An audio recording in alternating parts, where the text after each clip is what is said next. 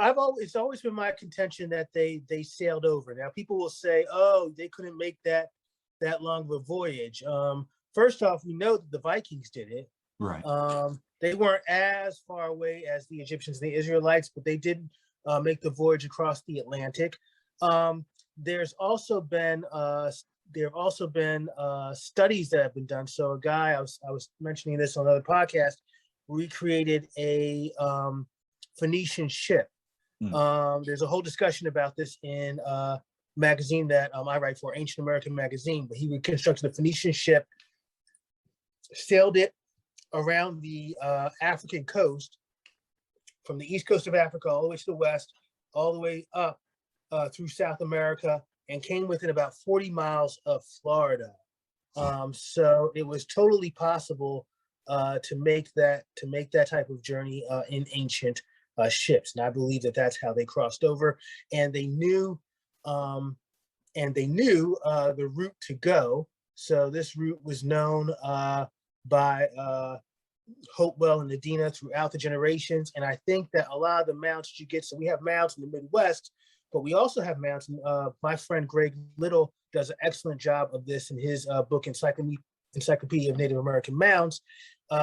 We also have mounds on the East Coast in Delaware and in Connecticut. And I think those served as markers for the Hopewell and Adina who were traveling across the Atlantic Ocean, so that they would know where to go. They created these offspring, these cyclops, these minotaurs, centaurs, but that would mean that all this stuff existed, and a lot of people don't think that it did.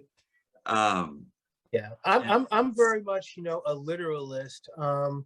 I think Eric Von Daniken hit this on the head when he says we are too quick to call things mythology.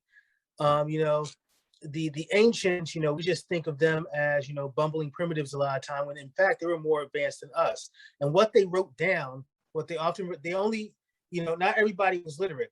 You didn't have a sheet of paper you could just write down. So when they wrote down something, they wrote down important stuff, and stuff that, they perceived to be real. And I think in a lot of ways, was real. Now the language might've gotten mythologized over time. It's like a folk legend, It's like, so I have an ancestor who was in the Civil War.